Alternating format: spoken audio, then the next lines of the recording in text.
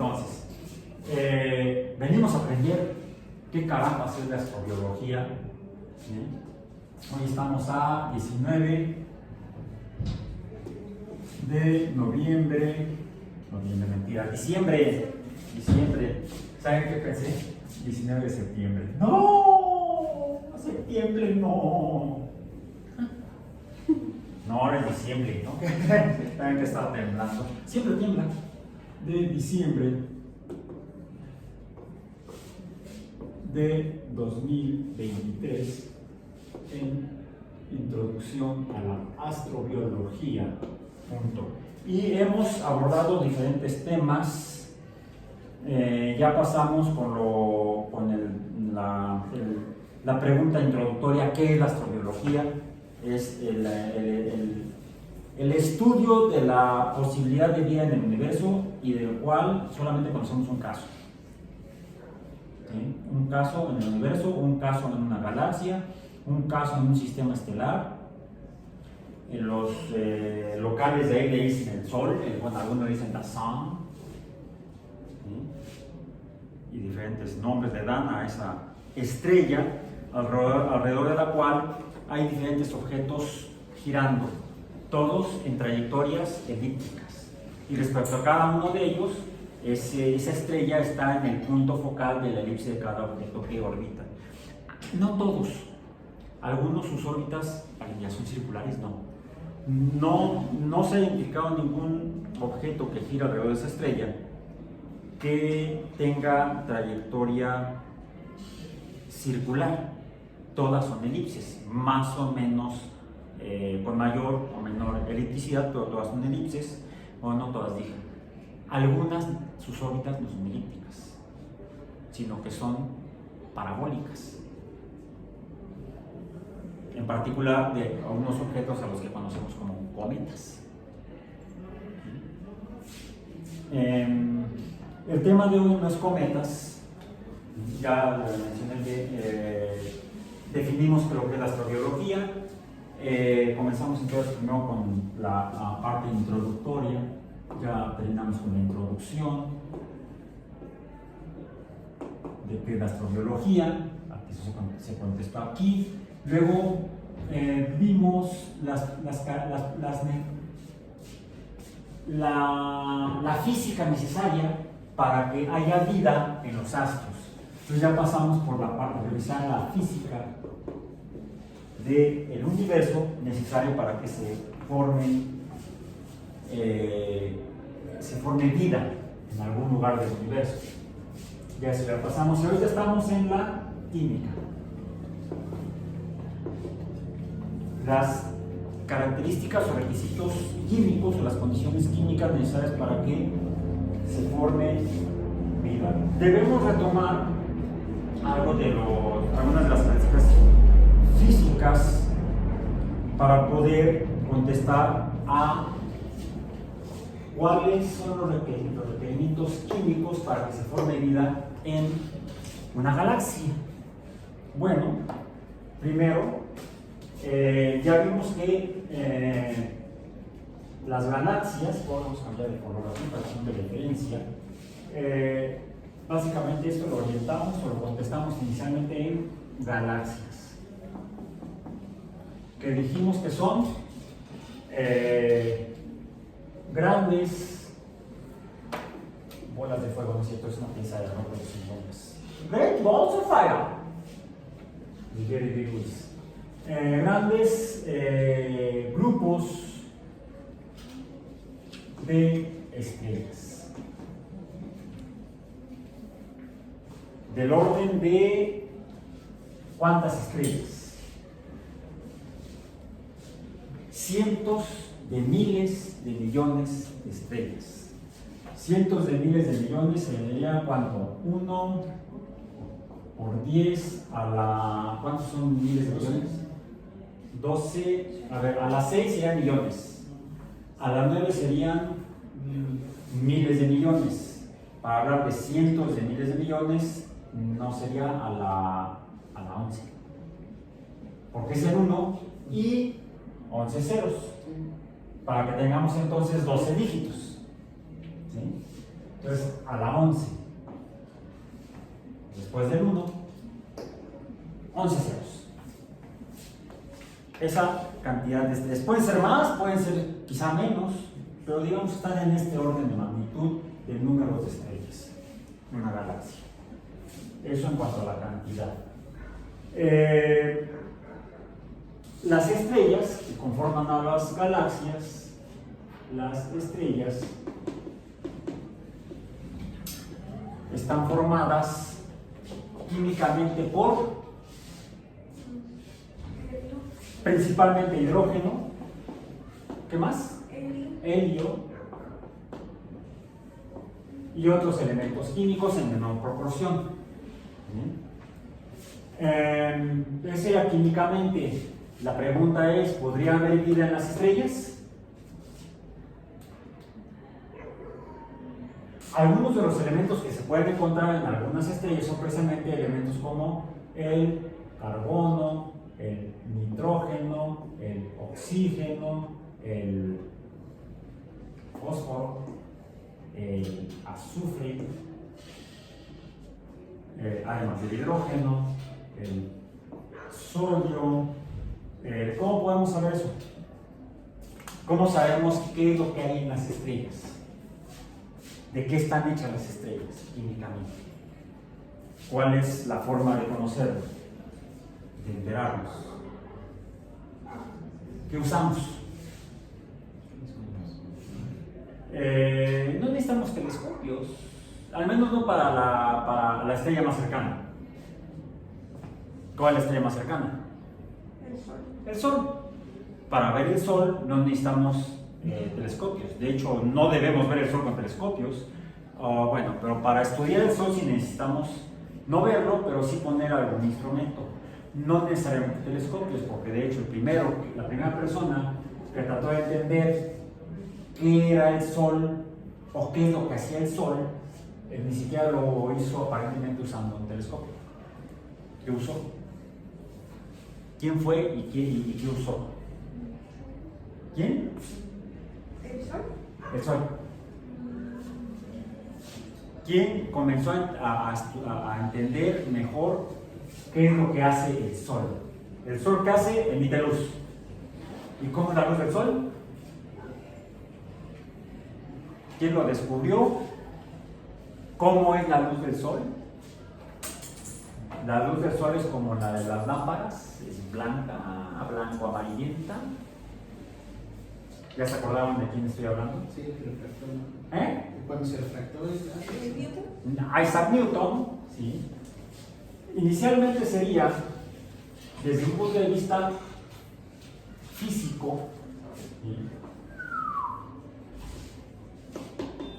Newton, no sabemos cuándo, porque sí están los cuadernos de notas, no recuerdo si tienen la fecha, yo no lo he visto. Y además, como de malas, lo escribió mucho tiempo después, aparentemente, de cuando hizo la observación, aunque la refirió, ya la leí, en los principios matemáticos de la filosofía natural, cuando afirma que la luz de las estrellas es igual a la luz del Sol. O sea, son iguales la luz de las estrellas a la luz del Sol. Por lo tanto, las estrellas son soles o el Sol es una estrella. ¿Qué fue lo que vio Newton del Sol? El espectro. Newton descubre el espectro de colores, vamos a decir, cromático.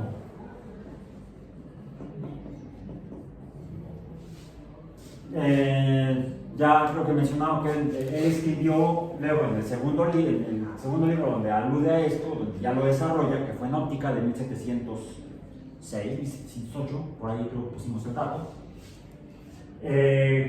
Describe que la luz del Sol está conformada por luz de 7 colores: rojo, naranjado, amarillo, verde, azul, índigo y violeta. Desde un punto de vista físico-estético, a mí me parece complicado, y podemos simplificarlo a 6 colores, ya lo hemos mencionado. Podemos quedarnos con el rojo, el anaranjado, el amarillo, el verde, el azul y el violeta, y así tenemos 6 colores que podemos incluso ver que son complementarios algunos de otros.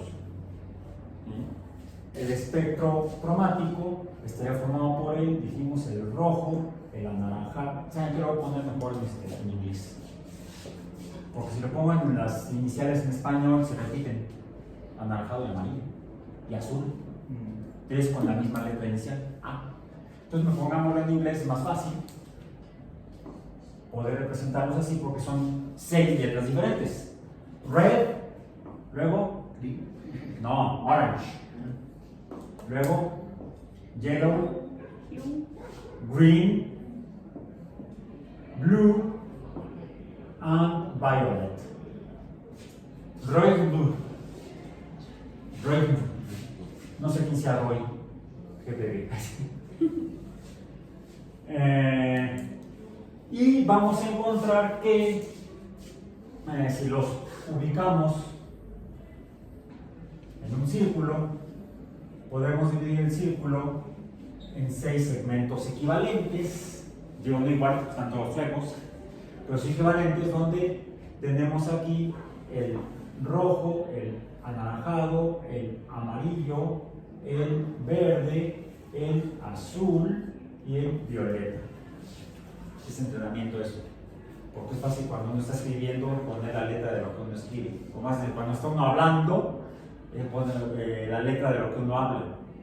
Entonces he logrado entrenar a la mano para que haga lo que tiene que hacer y no le haga mucho caso a la boca. Y encontramos que, por ejemplo, el rojo, el amarillo y el azul tienen como complementarios el rojo al verde, el amarillo al violeta y el anaranjado al azul.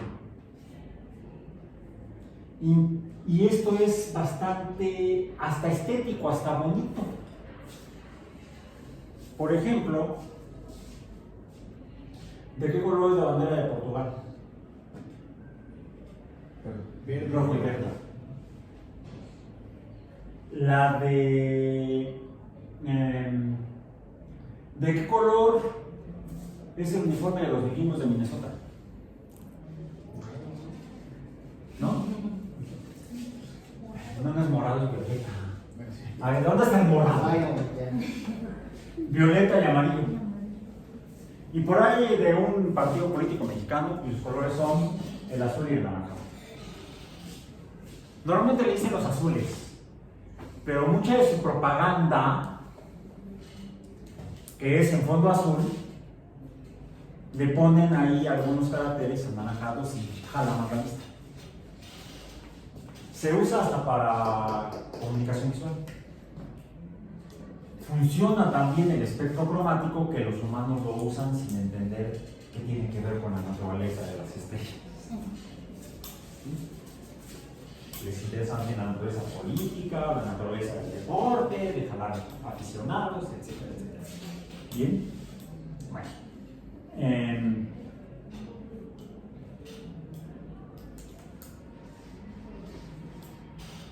Ok, entonces, esto fue Newton en 1600, 1700.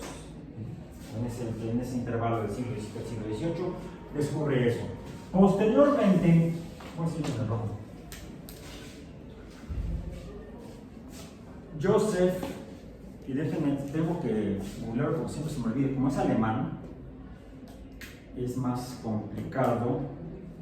Joseph Fraunhofer, sé cómo se pronuncia, pero luego la escritura se complica.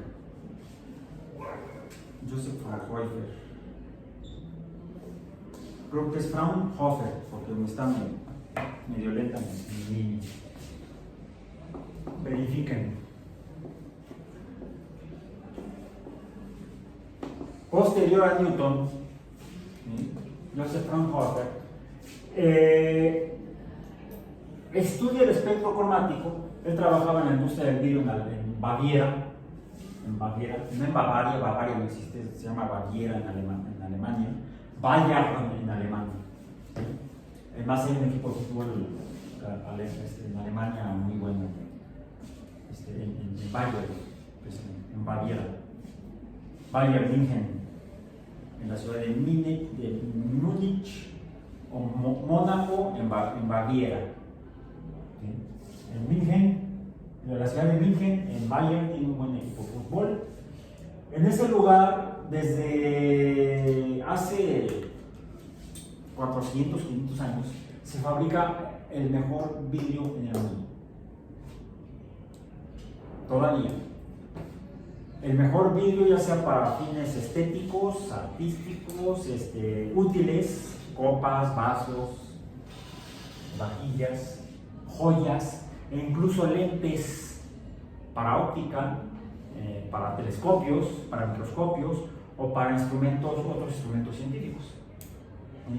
Ustedes han usado microscopios en los laboratorios, en los de biología, en los de microbiología.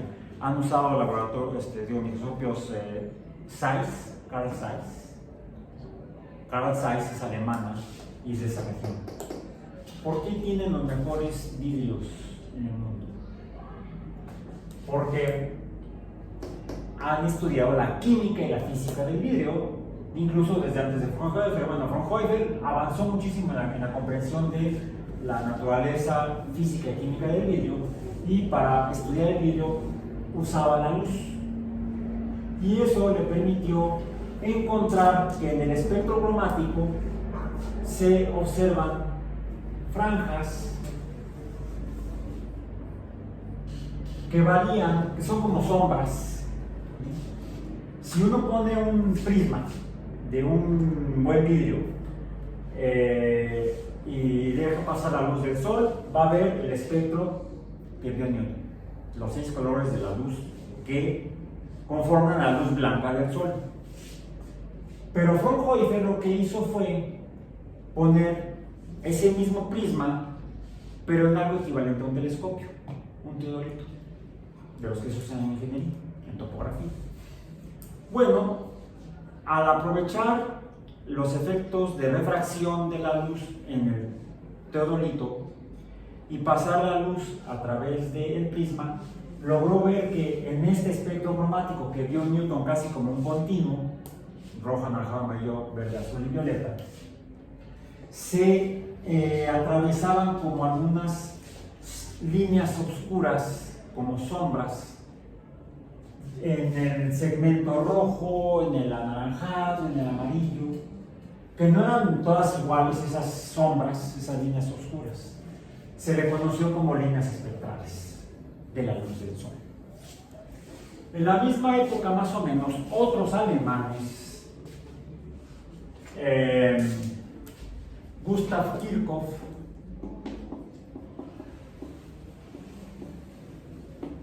y Robert Bunsen. Es más, voy a cambiar estas líneas de aquí, porque lo que vio Fraunhofer fueron, acá vamos a poner sombras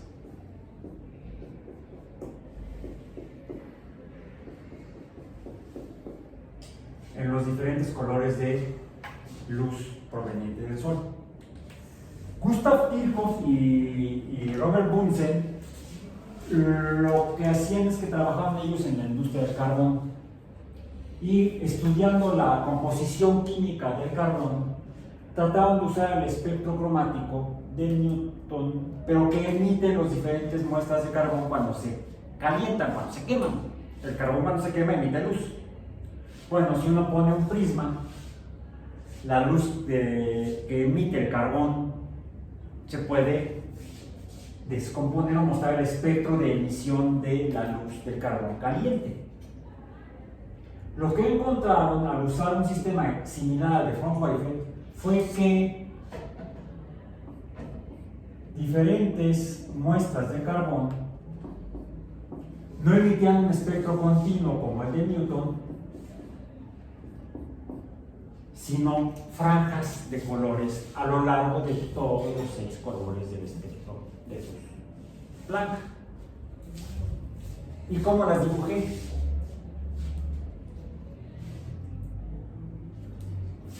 En el caso de lo que vio Fraunhofer de la luz proveniente del sol, observó en sombras. Kirchhoff y Bunsen lo que observamos fueron líneas de luz emitida, mientras que en un caso son sombras, en otro caso es luz. Esto se debe a que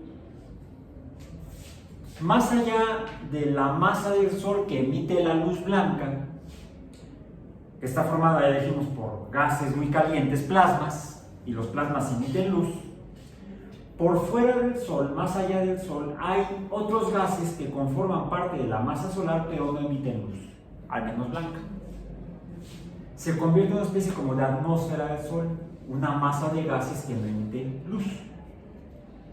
En cambio, la absorbe, formando sombras.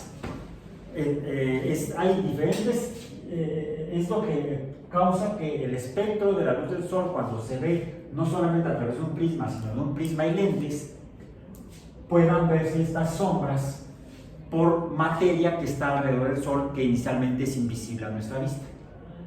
Se hace evidente por las sombras que producen la luz que emite el Sol, y no solamente el Sol, cualquier fuente de luz que tenga alrededor alguna materia que, como una atmósfera, que absorba parte de la luz que está emitiendo la estrella o la fuente de luz.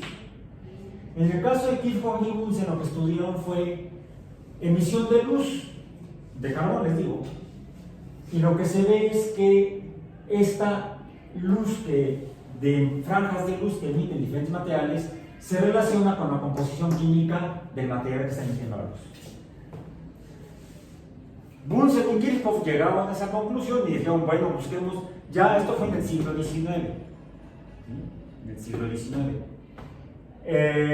Kirchhoff y Bunsen, entonces, lo que pensaban fue, ok, ya recordemos que en el siglo XIX, a partir de 1806, creo, después de que Dalton publica la nueva filosofía química, la teoría atómica, la química avanza y realmente se crea la química moderna en el siglo XIX, cuando ya están trabajando Kirchhoff y Bunsen, la cual surgió a partir de la alquimia previa. En la alquimia se conocieron elementos como el hierro, como el cobre, como el zinc, como el sodio, como el potasio. Son elementos que se conocen desde la antigüedad. Los conocieron los alquimistas egipcios, fenicios, chinos, y posteriormente los europeos y los árabes. La alquimia se desarrolla en Asia, en Europa y en el norte de África. Es así como se conoce inicialmente algunos elementos químicos. Estos elementos químicos y otros que se van descubriendo con el tiempo son los que estudian Kirchhoff y Bunsen, los calientan. ¿Qué fue lo que hizo además Bunsen? ¿Qué imaginan eso? Mejoró el quemador de gas. Ahora lo conocemos como mechero de Bunsen. ¿Era un quemador para gas? Era un quemador con gas, con gas de petróleo. Con gas, es una mezcla de gas, de compuestos químicos, propano, butano, etc. Que emite una luz. Lo que logra Bunsen es que se emita una luz muy simple, muy limpia, vamos a decir. Casi hasta invisible. Si revisan el mechero de Bunsen, cuando está bien oxigenada la mezcla de gases de petróleo, se logra una flama de un azul tan claro que hay una región en la cual no se ve, y esa es la parte más caliente. Entonces, si uno pone cualquier material en esa flama del mechero de Bunsen, ese material muy probablemente reciba el estímulo físico necesario para emitir luz. Y lo que se va a observar es esto: si uno tiene un prisma y lentes, si no, nada más va a ver que emite uno o varios colores de luz. Es padrísimo verlo, ¿sí? Esto sí, no lo hagan en casa. No, a lo mejor pueden hacer en la estufa de su casa. Pongan diferentes materiales a la flama de la estufa. Por ejemplo, cobre, un pedazo de cobre, un polvito de cobre, y van a ver cómo emite una luz verde azulosa preciosa, ¿sí? Bueno, si a eso le ponen un prisma y un lente, van a poder ver el espectro de emisión del cobre. Cada elemento químico tiene un patrón de líneas diferentes, Y de esa manera, Kirchhoff y Bunsen pudieron, por un lado, descubrir nuevos elementos químicos presentes en las muestras de carbón que les enviaban de las minas en esa región de Europa, como Baviera. Y posteriormente los físicos se dieron cuenta que mientras que cuando se calienta un material emite luz con un patrón de emisión cromática específico que identifica la composición química del material que está emitiendo luz, cuando lo que se hace es pasar una luz muy limpia, una luz blanca que está formada por luz blanca, son compuestos 6 colores, y pasa a través de una muestra de material, puede ser gaseosa o líquida, que no esté emitiendo luz, sino que absorba la luz, se van a identificar franjas en el espectro de absorción que van a revelar la presencia de elementos químicos específicos porque su patrón de bandas de absorción es igual o es el equivalente al patrón de bandas de emisión. Entonces se ve como si fueran códigos de barra. Este se ve como si fuera código de barra y este se ve con barras de colores. Y nació la espectroscopía en el siglo XIX. La espectroscopía de absorción para materia que no emite luz, puede ser líquido o gaseosa, y el espectro de emisión para materia que emite luz, como la de las estrellas. Desde entonces, y un poquito antes, aquí está metido en medio, está por ejemplo, los estudios que hizo,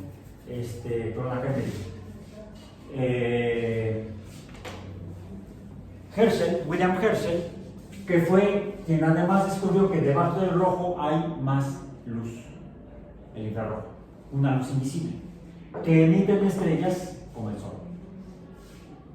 Y otros químicos encontraron más luz después del violeta, el ultravioleta, que también emiten estrellas como el Sol. Que también pueden presentarse espectros de absorción de luz infrarroja, de luz ultravioleta y espectros de emisión de luz infrarroja y de luz ultravioleta. De esta manera conocemos la composición química de las estrellas como el Sol, y si lo ponemos en un telescopio, vamos a ver entonces las franjas de emisión de estrellas a miles de millones de kilómetros de distancia del Sol, porque estamos hablando de años luz. Esos números ya los vimos en una sesión previa. Bueno, podemos entonces conocer la composición química de cualquier estrella colocando un espectrómetro o un espectrógrafo, así, para poder obtener la imagen, ¿sí?, de las bandas de emisión, y esta la relacionamos con los códigos que ya conocemos de estudiar en el laboratorio los diferentes elementos químicos. Simplemente comparamos patrones y podemos saber qué elementos químicos conforman a diferentes estrellas en diferentes regiones de una galaxia, o la composición química de estrellas en otras galaxias. A cualquier fuente de luz se le puede aplicar la espectroscopía de emisión, y a cualquier cuerpo que tenga atmósfera como la Tierra se puede aprovechar la luz del Sol, que ya sabemos cómo está conformada, que va a pasar a través de la atmósfera de la Tierra, y si ponemos un espectrómetro o un espectrógrafo, vamos a poder, con un espectrómetro se mide la cantidad de luz de diferente tipo que emite una fuente o que absorbe una fuente. Con un espectrógrafo se obtiene el patrón de líneas. El espectrógrafo nos permite obtener el patrón de absorción o de emisión. Por cierto, el espectrógrafo también puede medir la cantidad de luz que emite o que absorbe, y entonces puede hacer un trabajo doble con el espectrógrafo. De hecho, esta imagen lo que muestra es, a través de este tipo de estudios, la concentración en 4 años distintos, en el mes de septiembre, de ozono en la atmósfera terrestre. Los colores son falsos, corresponden a concentración de ozono. Hay más ozono donde esté rojo y menos ozono donde esté azul oscuro. Entonces, donde hay más ozono es en esta región, en septiembre del 81, en esta región, en septiembre del 99, y vemos como falta ozono encima de la región del Antártico, cómo había ido disminuyendo la concentración de ozono encima de la región del Antártico, en la atmósfera. Esto es ozono atmosférico. Eso, además de ser de interés astronómico, también es de interés ambiental. Bueno, lo mismo se ha hecho, se ha observado, se ha tratado de observar en otros cuerpos astronómicos alrededor del Sol, así como se ha estudiado el espectro de emisión del Sol. Se ha estudiado mediante esto la composición química de diferentes atmósferas, en donde haya atmósferas en el sistema solar. ¿En cuáles cuerpos astronómicos del sistema solar hay atmósferas? En planetas, por lo menos. ¿Sí? En la Luna no. En la Tierra sí. En Mercurio no. En Venus sí. Ya vemos que aquí no se ve porque esta no es una imagen obtenida mediante luz, sino una imagen construida a partir de estudios por medio de radar, que el radar son ondas de radio, ¿sí? Se emiten ondas de radio hacia la superficie de Venus. Parte de las ondas de radio son absorbidas por la superficie, otras son reflejadas por la superficie. Se miden las que regresan, las reflejadas, y puedan hacerse mapas topográficos de la superficie de Venus, aunque no se pueda ver la superficie porque está cubierta de gases.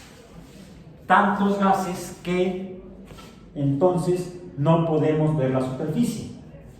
En el caso de, decíamos, planetas, vamos a poner química de los planetas. Mercurio no lo ponemos porque no tiene caso, no hay atmósfera. Vamos a poner la química de las atmósferas.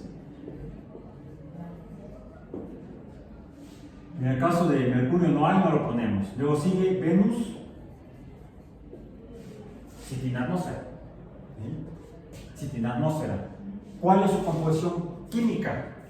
Rápidamente, si pueden, googleenla, si no la encontramos por acá. Había un... por cierto, información. El servidor de donde está el sitio web efectivamente sigue sin funcionar como servidor, pero ya pudieron los fabulosos técnicos de cómputo de la dirección de la coordinación de cómputo de Iztapalapa ya pudieron sacar la información y hacer una especie como de sitio temporal o espacio temporal donde se puede consultar la información del sitio web hasta el día en el que dejó de funcionar el servidor original.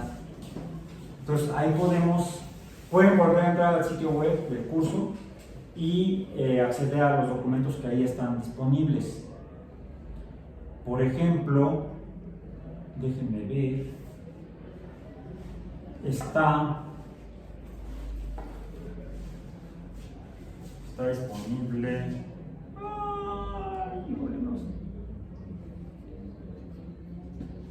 Está disponible el. Este es de física. Acá está. Sí, es este. No, este es otro.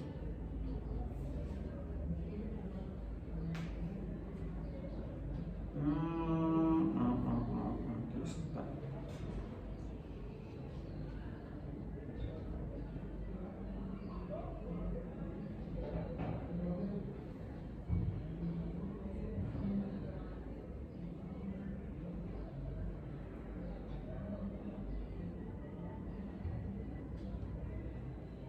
No sé, aquí. Sería, ¿cuál sería? Sería el de...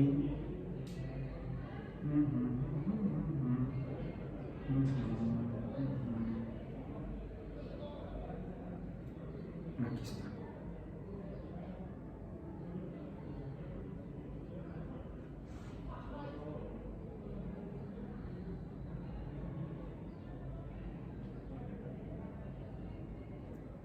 Lo que hice fue entrar al sitio del curso. Y aquí está, ya está. Introducción a la astrobiología, bases de las atmósferas planetarias, temperatura y presión. Faltaría el otro. A ver. Este es uno. El otro es el...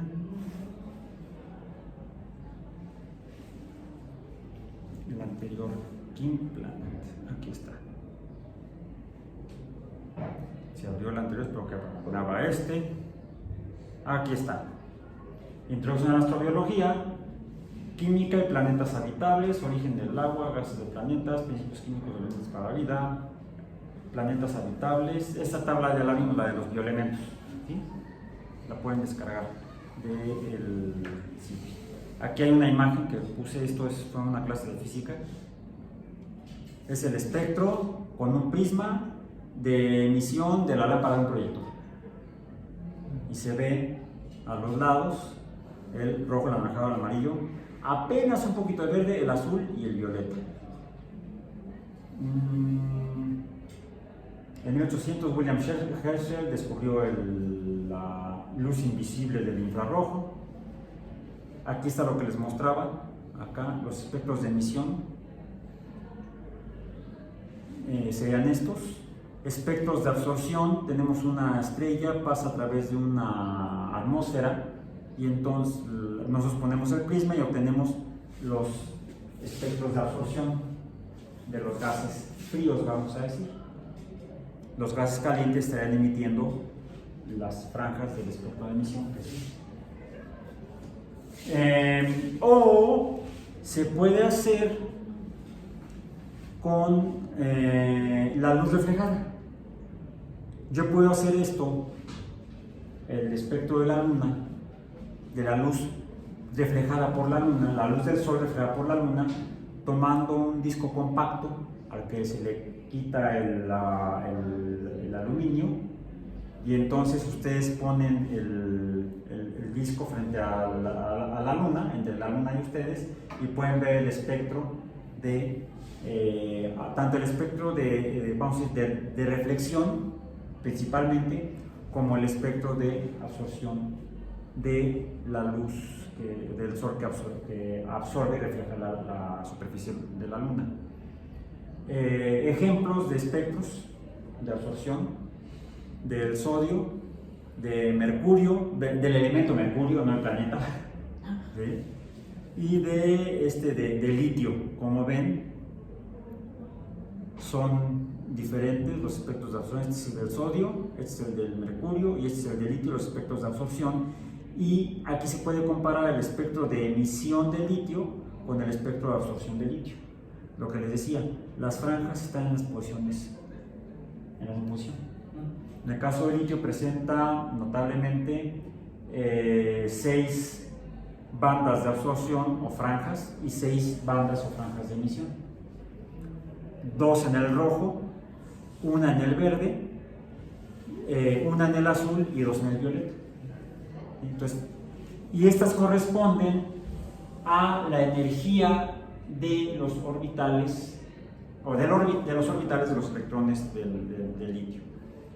Hay algunos ejemplos de espectros obtenidos por naves espaciales, telescopios espaciales más bien, el Spitzer, y esto es espectro infrarrojo en nubes de gas y polvo interestelar. Y acá tenemos, déjenme ver, ok, bandas de absorción. Acá está lo que estaba buscando. Esto es, por ejemplo, se puede detectar la composición química de la luna, se puede identificar mediante el espectro. En la luna hay hierro, magnesio, potasio, uranio, aluminio, silicio, torio, calcio, carbono, oxígeno, titanio. Ahora se dan cuenta por qué quieren regresar a la luna.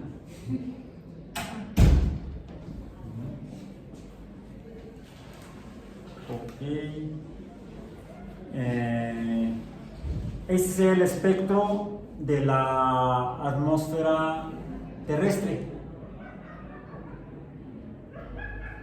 Lo que se identifica es dióxido de carbono, vapor de agua, metano, oxígeno, ozono, ácido nítrico y otra banda de dióxido de carbono. Esto es en el infrarrojo, ¿sí? Entre el visible y el infrarrojo cercano.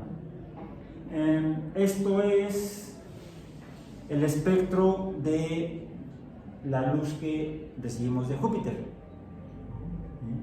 La incidente, la reflejada, y se puede comparar. Son las líneas de emisión de agua en atmósferas de Júpiter, Saturno, Urano, Neptuno y Titán. Entonces, de esta manera podemos identificar la composición química de los gases de Júpiter, los gases de Saturno, Urano, Neptuno y la atmósfera de Titán. E incluso se ha hecho ese mismo tipo de estudios, pero en meteoritos que han caído, meteoritos que son fragmentos de rocas que cayeron del espacio, y cuando uno las recoge del suelo se llaman meteoritos. Cuando van a caer se llaman meteoroides. Cuando están cayendo y uno ve la luz, uno dice ¡corre! No, se llaman bólidos. ¡Corre! Hay un bólido. Atmósferas de planetas. En el caso de la primera imagen ¿quién es? No se ve nada. ¿Quién es? Venus, no se ve nada. La Tierra y Marte. Y es aquí donde está la banda. La banda sería una flor. La banda podría ser musical, o las bandas de absorción de dióxido de carbono. En Venus, prácticamente dióxido de carbono, 95% de dióxido de carbono. La Tierra, dióxido de carbono, ozono. Y en Marte también 95% de dióxido de carbono. Eso es en cuanto a química. En cuanto a física ya lo mencionamos. La composición química de las atmósferas de Venus y de Marte, vamos a decir, Marte y la Tierra. En Venus tenemos CO2 mayor al 90%. En Marte, CO2 mayor al 90%. En la Tierra, CO2 menor al 1%. Dijimos ahorita son aproximadamente 418 partes por millón. Aproximadamente. Pero la diferencia es que en física son muy diferentes. Químicamente la de Venus y Marte son iguales, pero físicamente la atmósfera de Venus es de 90 atmósferas y la de Marte es de 0.01 atmósferas. En la de la Tierra, 1.0 atmósferas, la presión total. Si esta es la presión atmosférica total. ¿Correcto? Por supuesto, esta presión atmosférica total es la suma de las presiones parciales de los diferentes gases. Como se dan cuenta, entonces, la contribución del dióxido de carbono a la presión atmosférica de la Tierra es muy pequeña. Mientras que en el caso de la atmósfera de Venus y de Marte, la composición, la contribución del dióxido de carbono a la presión de cada uno de ellos es mayoritaria. Más del 90% de la presión atmosférica se debe al dióxido de carbono. Déjenme ver cuál otra. Ok.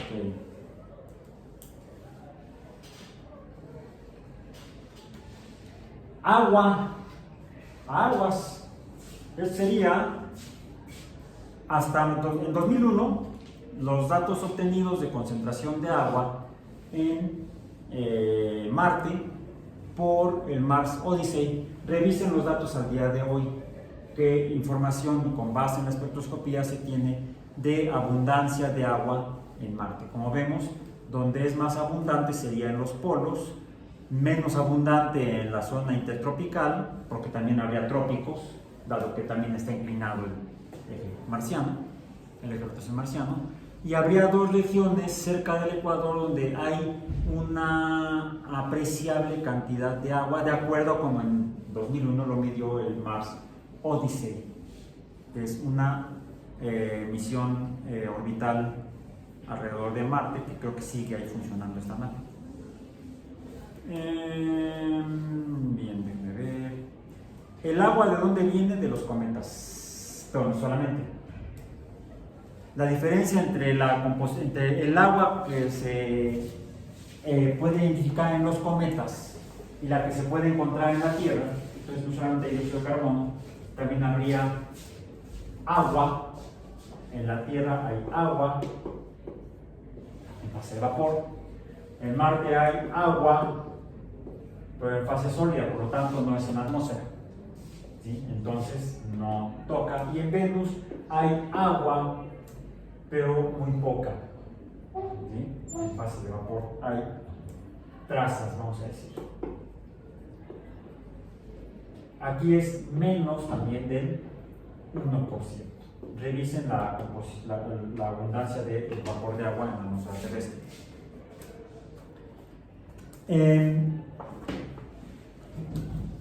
La atmósfera de Marte, ¿cómo es? Esta es una de las primeras imágenes obtenidas por, en este caso, la Viking 2 en 1976, en la región ecuatorial de Utopía. ¿Cómo se ve el cielo?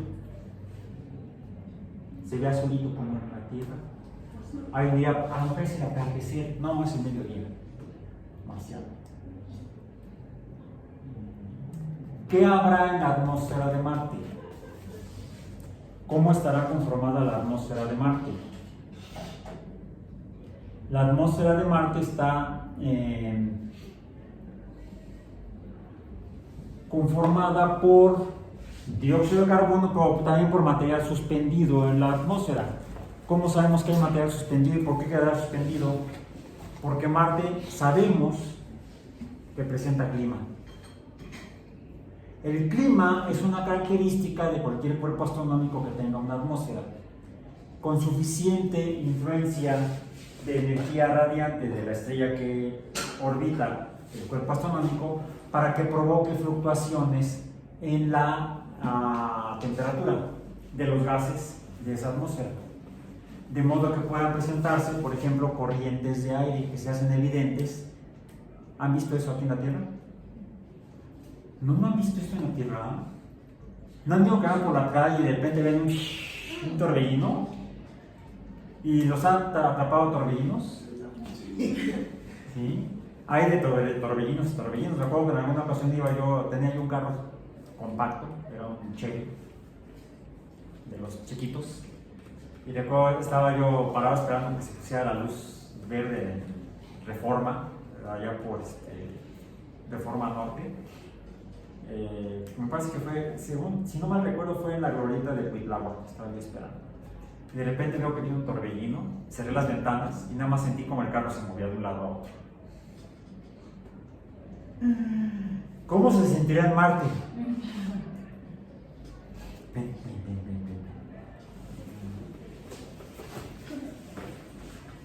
¿Saben cómo se siente en Marte?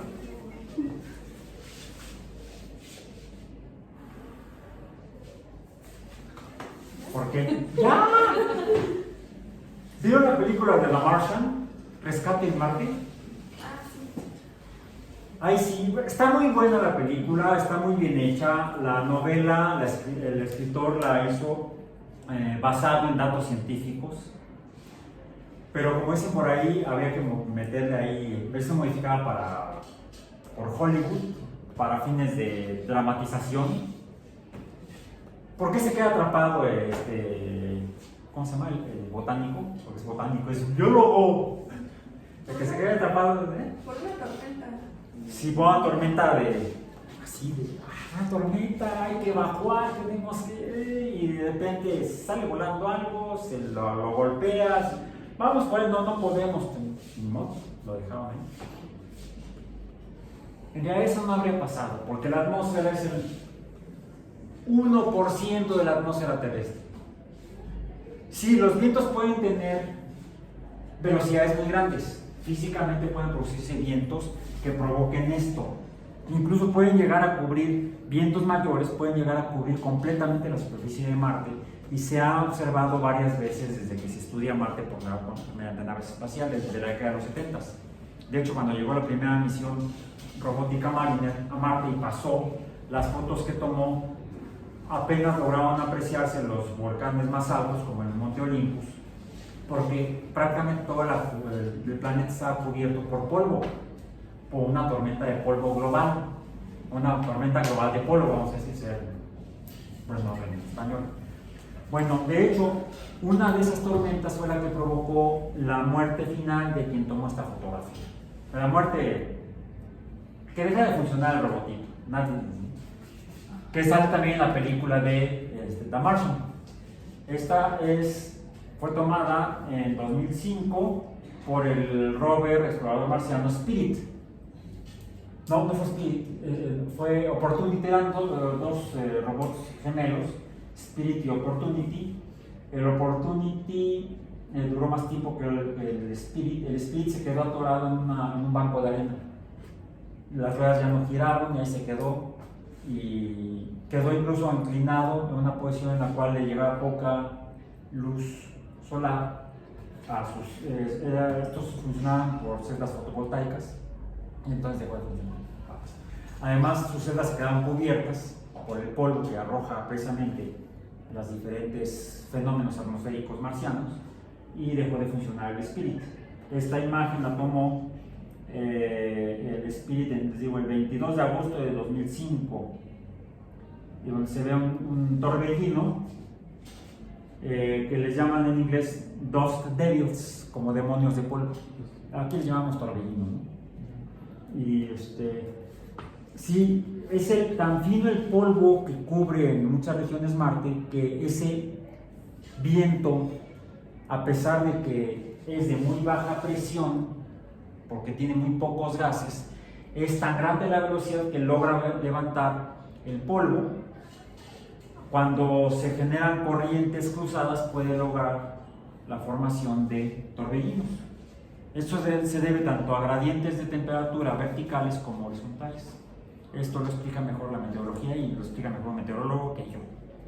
Bien, podemos preguntar a sus compañeros de ciencias atmosféricas si les pueden explicar bien cómo funciona esto. Bueno. Marte, recordemos que es más pequeño que la Tierra. ¿Qué tan más pequeño? Como un tercio de la masa terrestre, y más o menos también su volumen es aproximadamente un tercio de la superficie terrestre. Y de hecho, la superficie total de Marte corresponde más o menos a la superficie total continental de la Tierra. Podríamos hacer el cálculo. A partir del radio orbital, recordemos que tenemos también los datos. Tenemos otros datos, aquí están. Nosotros sí tenemos otros datos, ¿no? Aquí sí están.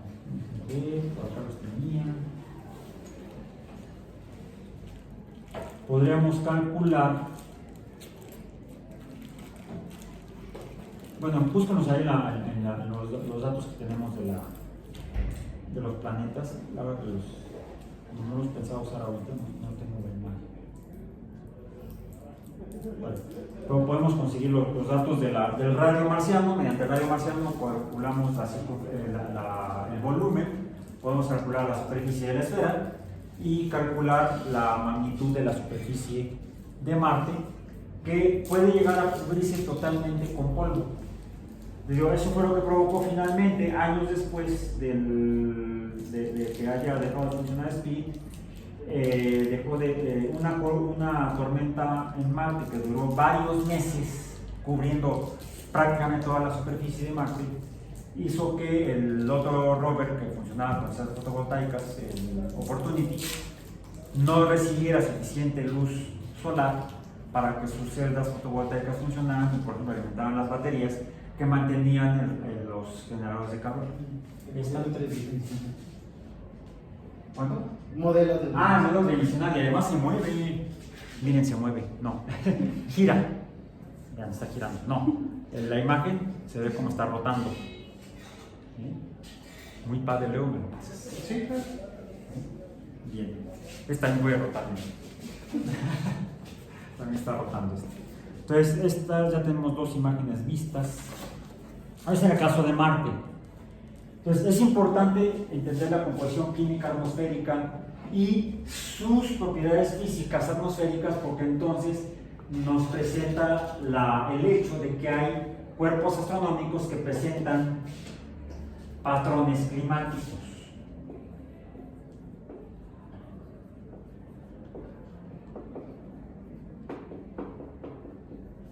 En los cuales es importante la composición química, porque diferentes compuestos químicos absorben luz en diferentes patrones. Y recordemos que por debajo del infrarrojo, por debajo del rojo, donde está el infrarrojo es calor. Entonces, si hay sustancias químicas como el dióxido de carbono, como el vapor de agua, como el metano, que absorben infrarrojo, entonces la luz solar que esté incidiendo en el cuerpo astronómico, parte será absorbida por la superficie, la que no se absorbida será emitida como infrarrojo, pero si en la atmósfera hay dióxido de carbono, vapor de agua, metano y otros gases que absorben el infrarrojo, este calor que representa el infrarrojo se quedará atrapado. Entonces hay un efecto físico debido a la composición química de las atmósferas en los cuerpos astronómicos. Por eso es que también ya lo vimos en el caso de Venus, la temperatura, vamos a poner aquí temperatura, es de 460 grados Celsius. En la Tierra es de promedio, la temperatura media, vamos a decir. En la Tierra es de 16 grados Celsius, sí, ya subió un grado, de los 15 promedio ya son 16, debemos limitarlo a 16.5, porque si no, bueno, la vida en la Tierra va a verse amenazada. Y en Marte es de menos 65, dijimos, grados Celsius. Y se quejan del frío hoy en la mañana. La mínima hoy en Marte va a ser de menos 36 grados Celsius. Es que es verano. Bueno, en el hemisferio norte o en el hemisferio sur. Hay que ver dónde. Lleva tu bufanda. Sí, dice Today's Weather, la más alta va a ser de menos 4 Fahrenheit y la más baja va a ser de menos 98 Fahrenheit. ¿Esa dónde la conseguiste? En NASA, Mars NASA. Ajá. Y también hay otro dato, ahora sí que tenemos otros datos, hay un sitio que está ligado del Servicio Meteorológico Nacional de los Estados Unidos, donde podemos consultar pronóstico del clima para Marte, en diferentes lugares. Y es más preciso que aquí en la Ciudad de México, yo creo. No sé.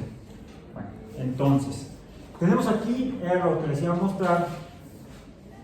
Esta es imagen de Venus, tomada en 1982 por la sonda soviética Venera 13, que era una visión de 360 grados, que sea hacia la izquierda y sea hacia la derecha de las... Aquí se alcanza a ver el horizonte, hacia la derecha de donde descendió la nave Venera 13. Este es un patrón de código de colores, que es como equivalente a un círculo cromático. Eso que se usa para dibujo en artes. ¿Sí? Para saber que uno está usando los colores apropiados, uno consulta su círculo cromático y entonces sabe que uno está representando en el dibujo o en la pintura de manera fiel los colores que uno quiere plasmar. Entonces, en todas las naves espaciales que llevan cámaras fotográficas o de televisión, se les agrega un código de colores para calibrar las cámaras y que estén registrando los colores reales en el sistema óptico que lleva los instrumentos de la sonda o nave espacial. ¿Sí? Entonces, esto nos muestra los colores reales en la superficie de Venus, al menos en ese momento, en ese lugar donde descendió la Venera 13. Como se dan cuenta, la luz blanca que emite el Sol no pasa toda a la superficie de Venus, debido a que la atmósfera de Venus está absorbiendo diferentes colores de luz visible que en un momento dado puede permitir identificar la composición química de los gases que componen la atmósfera de Venus. Es algunos estudios que hicieron las misiones Venera soviéticas. Por cierto, Rusia no ha regresado a Venus. La Unión Soviética la exploró varias durante un buen número de años. Y lo mismo se puede hacer en satélites. Entonces, el estudio de la composición química de las atmósferas planetarias y satelitales es indispensable para poder avanzar en el conocimiento de las bases físicas y químicas para ver la posibilidad de vida, al menos en los cuerpos en el sistema solar. Y ya hablamos de cuerpos astronómicos y no solamente de planetas, porque ya vimos que Titán, la atmósfera, aunque es poco optimista pensar que Titán podría ser un buen sitio para hospedar vida, ¿verdad? Para que se forme la vida. En una sesión próxima, déjenme ver cómo está nuestro programa, vamos a revisar precisamente el día de hoy. Habíamos revisado entonces, sí, las atmósferas planetarias, que esta presión se debe primero a la cantidad de gases, como también la cantidad se ve influida por la composición, va a afectar las condiciones físicas. La física afecta a la química y la química afecta a la física de las atmósferas en los cuerpos astronómicos, al menos planetarios. La próxima sesión, que es la última de este año, vamos a revisar como ejemplo la composición de la Tierra como planeta, como si viniéramos llegando de otro lugar y fuéramos nosotros tan anhelados marcianitos que quiere ver Mars. ¿Cómo verían los seres inteligentes que venían de otro lugar si se acercaban a la Tierra? A lo mejor dirían, vámonos. Bueno, por lo pronto, vámonos, porque ya terminamos la sesión.